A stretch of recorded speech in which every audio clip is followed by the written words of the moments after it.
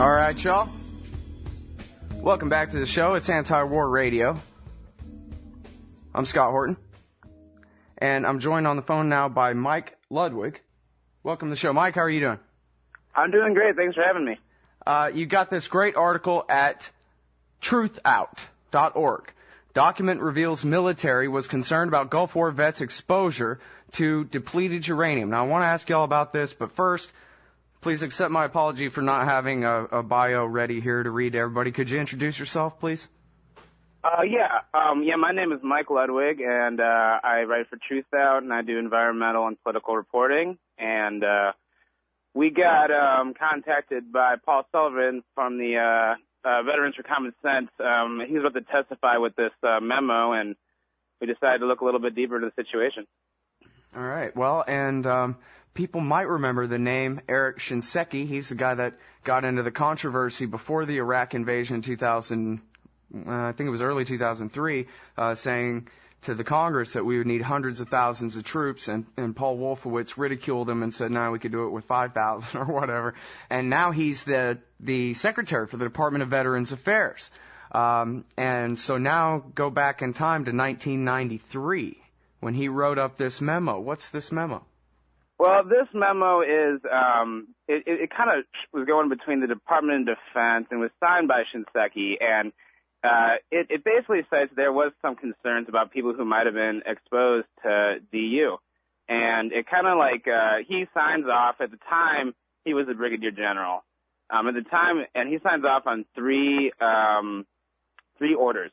Basically, the first one is to provide adequate training for people who might come in contact with DU or contaminated equipment, and also complete medical testing for those people, and also to develop a plan for recovery of equipment that might have been contaminated, to kind of take care of the situation in the field.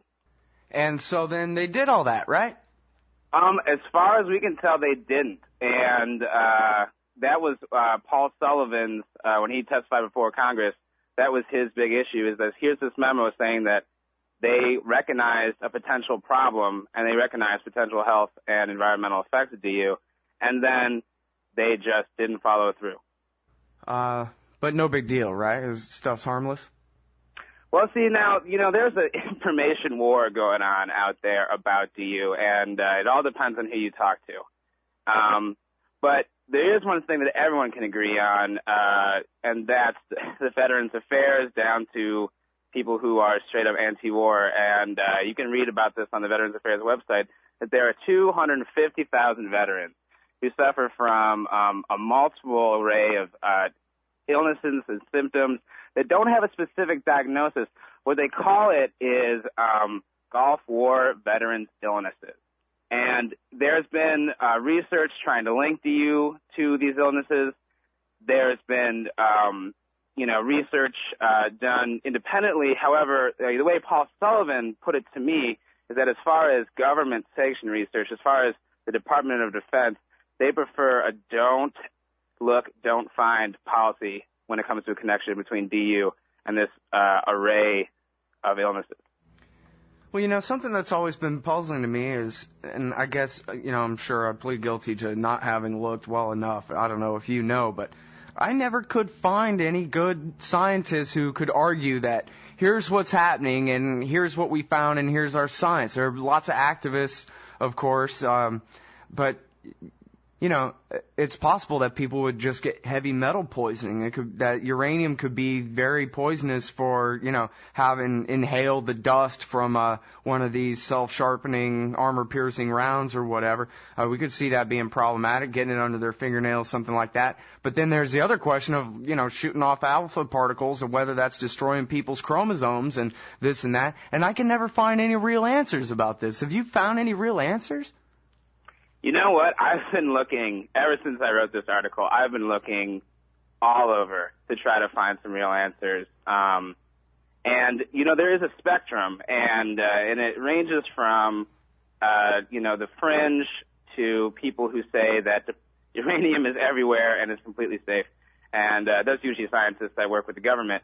I think that the way Paul Sullivan explained it to me was we don't know yet. And that is the reason why there needs to be independent testing of a possible correlation between these 6 soldiers and EU. For once and for all, we can say either yes, these people were affected and this is how and why, or no, and the government's not responsible for using these kind of munitions. But for some reason, over 20 years of repeated demands, the government has not sanctioned specific research to look at a possible correlation. Well, I want to get into the politics of this a little bit, but maybe we'll save that till after the break, because I want to get to what you said about the various possible causes of the Gulf War illness. You said it was really 250,000, huh? I lost track of the numbers. Do you know how many soldiers have died of different Gulf War illnesses? Has anybody kept track of that? No. I can just tell you the numbers that I have, and this comes from both the VA and from Veterans for Common Sense. So this is a government number. It was a number that was supplied by the Institute of Medicine. That has, and now, Congress and the VA have asked the Institute of Medicine to study Gulf War illnesses, but so far they say there's no link to a specific cause known yet. And this is the VA's official stance, but the number is 250,000 Gulf War veterans are recognized to have or suffer from Gulf War veterans illnesses.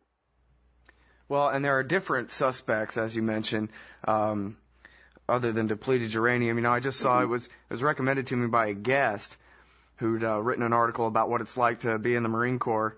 And he recommended I watch Jarhead, and then one of the things in that is they're in the first Gulf War, and they're forced basically to eat these anti-sarin nerve gas pills. And I know that there was a study that connected those pills to brainstem damage and things like that. And, of course, there were the completely unproven anthrax vaccines that were given to the soldiers, as well as at least, I don't know about rumors that supposedly Saddam Hussein shot a couple of chemical warheads. I don't think that's really true, but they definitely detonated the Qamishiyah chemical weapons bunker in southern Iraq. That was the biggest, at least at that time, non-nuclear explosion, man-made non-nuclear explosion.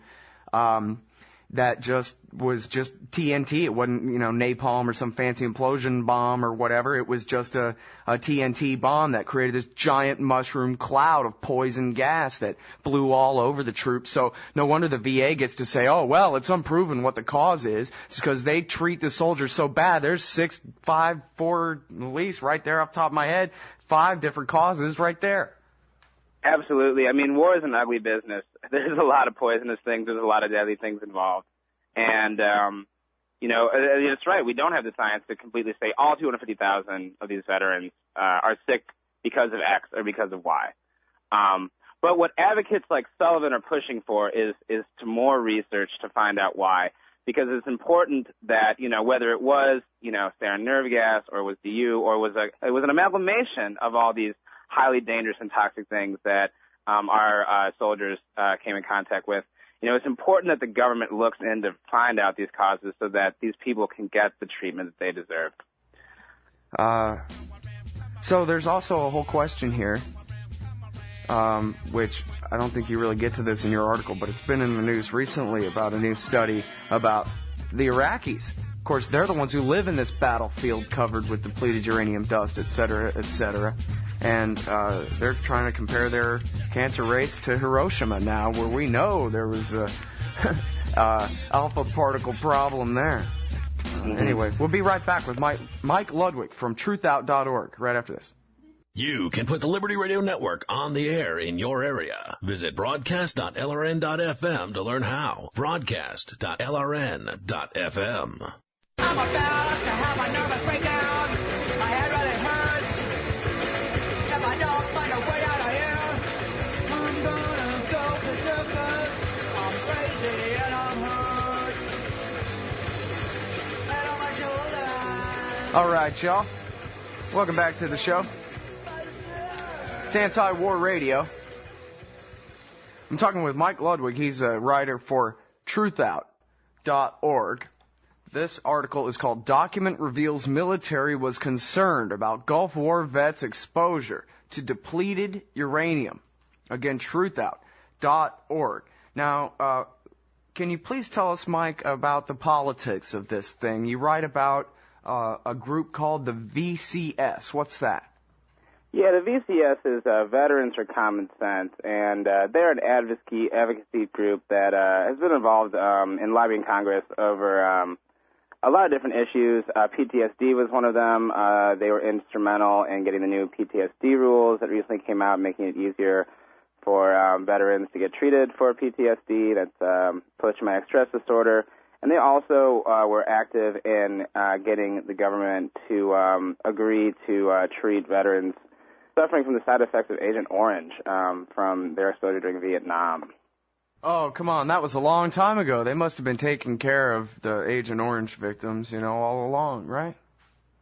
Right. Well, again, I talked to Paul Sullivan, and he told me that it took 40 years for Congress to act on Agent Orange and take responsibility for the fact that that herbicide was causing deadly diseases and disorders. Yeah, well, I know a couple things about that. First of all, I knew a guy who was sick from Agent Orange who was prescribed pot by the government that would send him a tin can full of it. He was one of the few, I guess, half dozen people who were sent pot by the federal government. That was why. So they took care of some of them on an individual basis, but certainly they never made it right with all of them. And then the second thing is that the number one advocate for the rights of enlisted men in our society was David Hackworth. And people can disagree with him about lots of things or whatever, but all he cared about was protecting the enlisted men from their officers. And the reason he's dead now is because he had bladder cancer from the Agent Blue, because there was all different colors of the rainbow poisons that they sprayed on the American soldiers fighting that Vietnam War, as well as, of course, the people of Vietnam. And so I just like to note that. That's why David Hackworth isn't here, is because that's what the American officer corps thinks of their enlisted men, I guess. They just spray them with cancer-causing poisons. Mm. But Congress is going to take care of this because there are elected representatives in the democracy and everything, and even though it's been 20 years since the first Gulf War almost here, now everything's going to be fine, right? Well, we'll have to see. This isn't the first time that veterans advocates groups have petitioned Congress or petitioned the VA to get some concrete independent testing done on Gulf War veterans' illnesses. And as far as the Veterans for Common Sense goes, the VA and Congress said they'll go back to them in a couple weeks.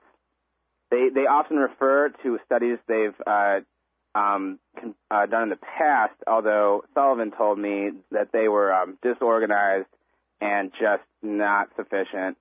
And also, the VA announced $2.8 million worth of research on Gulf War veterans' illnesses about a week or two ago. But apparently, according to Sullivan, that's just not enough. And I read their press release, and although they do acknowledge that there are 250,000 veterans suffering from these illnesses, they say, quote, they cannot be ascribed to any psychiatric disorder and likely result from genetic and environmental factors, although the data is not strong enough to draw conclusions about specific causes. So it's still this vague thing that it looks like they're just throwing money at. Yeah. Well, and, I remember this issue back in the 1990s, and it was the kind of thing where they just denied it up and down for years and years and years and years. There was a guy on the cover of Time magazine, his kid born without arms and legs, and, that was back then, and the government just put up the stone wall. I don't know. It wasn't until, I guess, the late 90s before they even started saying, okay, well, maybe we can start calling it illness instead of syndrome or whatever. Maybe we can start taking seriously some of these studies that have been done. Right, and for instance, and you have to wonder what the motivation is here, because if the Department of Defense, allows the Institute of Medicine to do some kind of conclusive study, and some kind of link is made between DU or any of the toxic explosive things that you had brought up earlier, that means that just like with Agent Orange, the VA and the government has to pay for treatment for, all of these people. Which, I mean, right now, you can read articles about veterans who are suffering from this, and they're taking pills every day. They're basically doing things to, like, make it bearable to live, but there really is no cure in sight. And the suspicion is that perhaps the Department of Defense does not want to take responsibility because they're going to have to foot a hefty bill to try to cure this many veterans. Yeah, maybe they couldn't afford to occupy all of Asia anymore if they had to take care of the soldiers that they betray. Here's this quote that you have from Sullivan. Again, he's the chair or the president or something of the Veterans for Common Sense. Right, yeah, he's the chair. The chair. And he says here, as a Gulf War veteran, I have watched too many of my friends die without answers, without treatment, and without benefits. In a few cases, veterans completed suicide due to Gulf War illness and the frustration of dealing with the Veterans Administration. And now here's a guy, when he says too many of my friends, here's a guy who's the chair of an organization of Gulf War veterans. So you got to figure he's got, hundreds and hundreds and maybe thousands of people that he would call friends who are Gulf War veterans. I don't want to know how many too many is to him, but I bet you it's a hell of a lot. I'll bet you. And I think anyone who knows veterans personally who, are suffering from one thing or another know that, just going to the hospital on a daily basis can really be very frustrating. I have a neighbor and a friend who's a veteran who suffers from a liver disorder, and he's constantly telling me about how he has to play the game when he goes into the hospital to work around the bureaucracy, to get the benefits they told him were going to be automatically guaranteed. He's constantly playing the game. And that's something that I think we hear time and time again. And it's got to be even more frustrating for these Gulf War veterans who are suffering from these painful disorders and illnesses, and there's no real answers in sight, and no one is stepping up to the plate to tell them. Yeah, well, and how are you supposed to play the game when you're in a hospital bed, all laid up and dying or, terribly sick? If you're somewhat sick, then maybe you can play the game. You get worse than that, now you're just at their mercy, right? Isn't today the day that the new healthcare law kicks in? I love this. I can't wait till we're all treated like American veterans in the hospitals.